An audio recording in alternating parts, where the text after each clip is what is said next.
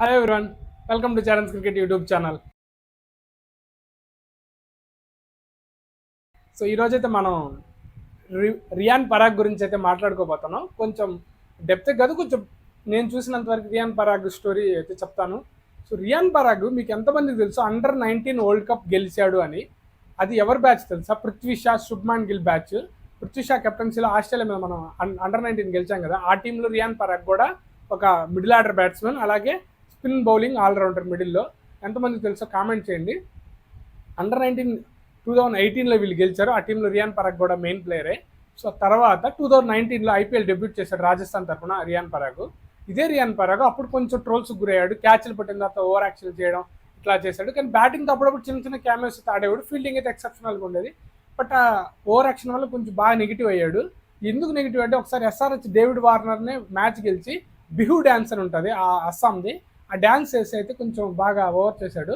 So దీంట్లో కొంచెం trolls గురవడం, batting తక్కువ అవడంతో పెద్ద ప్లేయర్ కాదని ఎవరు గుర్తించలేదు. కానీ తనకైతే స్కిల్స్ అయితే ఉండేవి. ఆ స్కిల్స్ని ఆర్ఆర్ నమ్మింది. 2022 మెగా ఆక్షన్లో ఆర్ఆర్ 3,80,00,000కి తీసుకుంది. 2022 మెగా ఆక్షన్లో 2019లో తీసుకున్నారు. తర్వాత 2022లో మళ్ళీ 3.8 crores అయితే తీసుకున్నారు. అది ఎవరితో పోటీ పడి తెలుసా? గుజరాత్ చెన్నైతో పోటీ పడి. అసలు చెన్నై ఆక్షన్కి వెళ్ళింది ఎవరికి? మన రియాన్ పరాగ్కి. ఎందుకంటే తన టాలెంట్ ఉంది. సో చెన్నై లాంటి టీం వెళ్ళిందంటే ఉంది. గుజరాత్ కూడా వెళ్ళింది. కానీ ఆర్ఆర్ 3.8 వరకు వెళ్ళడం, చెన్నై అంతవరకు రాకపోవడంతో ఆర్ఆర్కి మళ్ళీ రియాన్ పరాగ్ వచ్చాడు. తర్వాత రియాన్ పరాగ్ కంబ్యాక్ చేయడానికి కారణం ఏంటంటే, రంజీలు వరుసగా 7 మ్యాచ్లు 7 50లు కొట్టాడు. అదొక రికార్డ్. అసలు అంత కన్సిస్టెంట్గా ఆడడం రంజీలు అనేది మామూలు విషయం కాదు. రంజీలు ఆడితే కాన్సన్ట్రేషన్ కానీ కాన్ఫిడెన్స్ వస్తుంది. సో ప్రతి ప్లేయర్ అందుకే రంజీలు ఆడమని బీసీసీఐ మధ్య చెప్తా ఉంది. సో ప్రతి ప్లేయర్ అవి ఆడాలి. సో ఇక్కడ అవి ఆడి కాన్ఫిడెన్స్తో ఐపీఎల్కి వచ్చాడు. వేరే లెవెల్ బ్యాటింగ్ నిన్న అయితే అసలు 80+ రన్స్ స్లో పిచ్ మీద ఫస్ట్ మ్యాచ్ కూడా క్యామియో ఆడాడు. అందరూ ఓకే ఓకే అంటున్నారు. బట్ మళ్ళీ ఆడతాడా లేదా, ఏదో ఫ్లోలో వచ్చింది అంటున్నారు. కానీ మళ్ళీ కంబ్యాక్ ఇచ్చాడు. సో ఇట్లాగానే ఆడితేనే ఇండియా టీంలోకి ఛాన్సెస్ వస్తాయి. బట్ అప్పుడే కాదు, ఇంకా చాలా మ్యాచెస్ ఉన్నాయి.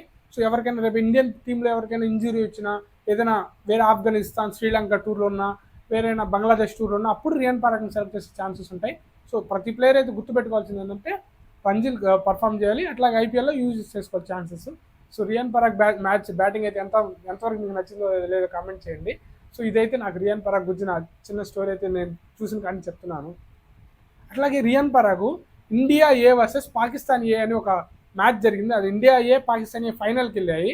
అక్కడ పాకిస్తాన్ ఏతో మన ఇండియా ఏ ఘోరంగా ఓడిపోయింది. యష్దుల్ కెప్టెన్ దానికి. సో ఆ టీంలో కూడా ఉన్నాడు రియాన్ పరాగ్. బౌలింగ్ అయితే కొంచెం బాగానే వేసాడు, కానీ బ్యాటింగ్ అయితే ఆడలేదు ఫైనల్లో. సో దాంతో ఓడిపోయింది. సో అదైతే నేను చూసింది రియాన్ పరాగ్ బ్యాటింగ్ ఇది చూస్తూ వచ్చాను. సో ఇంకా రియాన్ పరాగ్ కాకుండా ఇంకా ఏ ప్లేయర్ గురించి మీకు చెప్పాలో కొంచెం కామెంట్ చేయండి. సో ఈసారి కొంచెం రీసెర్చ్ చేసి మొత్తం చెప్తాను. ఈ వీడియో ఇంతవరకే. So thank you everyone. Bye. Next వీడియోలో కలుద్దాం ఇంకో ప్లేయర్తో.